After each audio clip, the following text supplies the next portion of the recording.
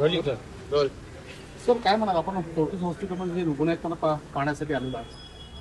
ज्या घटना घडलेल्या आहेत, नेरूळमधली घटना घडल्या, 2 तरुणींना शॉक लागलेला आहे आणि चुकीचं म्हणजे हलगर्जीपणामुळे एक गर्भवती महिलेचा मृत्यू झाला आणि एक जण व्हेंटिलेटरवरती आहे. काय परिस्थिती आहे आणि सर मीच बोलतो. मी काय बोलतो, मीच परिस्थिती सांगितली.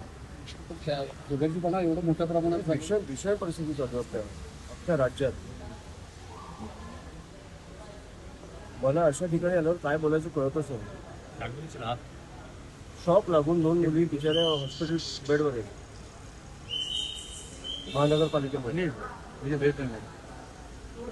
मुंबईमध्ये बघा, झाडं कोसळून लोक मरत आहेत, पॉटहोलमध्ये जाऊन लोक मरत आहेत. मी 2 दिवसापूर्वी त्या मी काय बोलायचं मला कळत. शहर अध्यक्षाचा तो कोण भाजपचा चाटम, लोकांच्या मृत्यूवर हसतोय हा माणूस. काय काय बोलायचं काय, मी ह्या विषयावर काय बोलायचं. मला वाटतं की आपल्याला राग नाही येत का. मला कळतच नाही अशा विषयात काय करायचं.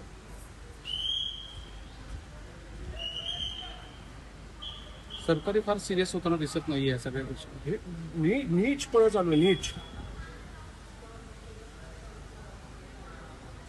जेन्युइनली मला कळत नाही की नीचपणा चालू आहे. एक माणूस लोकांच्या मृत्यूवर हसतोय, याच्यापेक्षा घाण काय असू शकतं. सगळ्यात जास्त नगरसेवक तुमचे, सगळ्यात जास्त आमदार तुमचे, तुम्ही का हसताय. का तर 3 वर्ष निवडणुका नाही आहेत. हा असा निर्लज्जपणा मी आधी कधीच नाही बघितलं.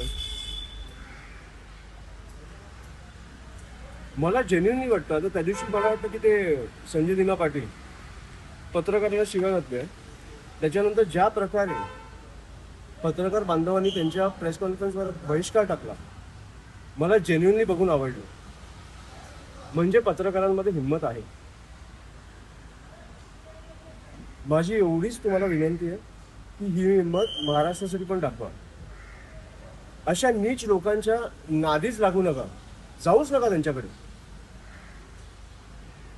हे जे तुमच्याकडे रस्त्यावर उतरून कामं करतायत, तुम्ही नाही गेला तर बघू ना किती दिवस करतात. तुम्ही दाखवताय म्हणून ते करतायत. त्यांना लाज नाही वाटत की ज्या लोकांनी निवडून दिलंय त्यांच्यासाठी आपण काम केलं पाहिजे मनापासून. हे दाखवणं बंद करा, बघू ना किती दिवस मनापासून करतात. आणि ह्याचं मला सगळ्यात जास्त वाईट वाटतं. हे मी आज येतोय, मला खरंच कळत नाही काय करायचं. मी या सगळ्यांच्या पाठीशी उभा आहे. त्यांना काय लागलं तर आम्ही आमचा पक्ष संपूर्णपणे आम्ही करू. पण नीच प्रकारचं राजकारण चालू आहे. राज साहेबांनी पण खूप संताप व्यक्त केले हे सगळं पाहून. हो ॲब्सोल्युटली. होणार. तो व्हिडिओ बघून तुम्हाला राग नाही आला का. एक माणूस लोकांच्या मृत्यूवर हसतोय. नाही पण ह्याच्या पुढे काय बोलणार. नवीमध्ये इथली घटना घडलेली आहे. ह्या घटना घडल्यानंतर जे डॉक्टर्स आहेत आणि जे याच्यामध्ये जबाबदार आहेत त्यांनाही पाठीशी घालण्याचा प्रयत्न आता प्रशासनाकडून आम्ही करून देणार नाही. मी या संपूर्ण परिवाराला भेटलो. मी पेशंट्सना, ते जे मुली आहेत त्यांना भेटू शकलो. मी आज जाऊन विचारलं, ज्यांना भेटायची इच्छा आहे त्यांना भेटेन. मला आज जाऊन केव्हाच क्रिएट करायचं नाही आहे. ज्यांना भेटायची इच्छा आहे त्यांना मी भेटलो. परिवाराला सगळ्या परिवारांना भेटलो. त्यांना मी सांगितलं की आम्ही संपूर्णपणे तुमच्या पाठीशी, हे काही होऊन देणार नाही आम्ही. पण इकडे मला वाटतं एक खासदार कुठचा, मस्के, आमदार कुठचा आहे, 2 आमदार बीजेपी. फोन केला त्यांनी इकडे, कोण नाही भेटायला आलं. 4 दिवस उलटे मध्ये. काय निर्लज्जपणा चालू आहे.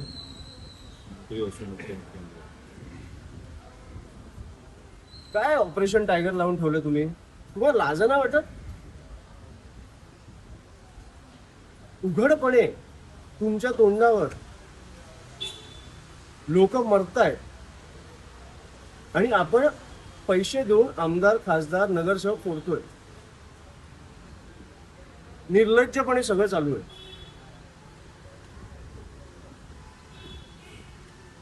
ह्या गोष्टी कव्हर करणं बंद करा, एवढीच माझी तुम्हाला विनंती आहे. बाकी बघू आपण म्हणून काय करतो ते.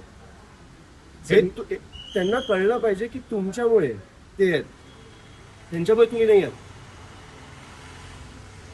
तुम्ही कव्हर करता ना म्हणून ते आहेत, म्हणून ते पसरतात महाराष्ट्रभर. त्यांच्यामुळे तुम्ही नाही आहात. तुमची ह्या महाराष्ट्राच्या जनतेची काळजी घेणं हे सगळ्यात आवश्यक आहे आत्ता. नीच प्रकार चालू आहे. आम्ही आमचं काम करतोय, तुम्ही पण तुमचं काम करा, एवढीच माझी विनंती आहे. एवढं मी तुम्हाला सांगायला आलोय, बाकी मी बघतो. मिसिंग लिंक उसळलंय ते मिसिंग लिंक, बंद पडलंय. आणि मुख्यमंत्री साहेब बोलतायत की हे ट्रायल अँड एरर आहे. हे पहिला पाऊसचा ट्रायल असतो. एक ब्रिज कोसळला समजा, तर उद्या तुम्ही सांगणार की हे आमचा ट्रायल आहे, आम्ही आता नवीन ब्रिज बांधू, आम्हाला आमच्या चुका कळल्या आता.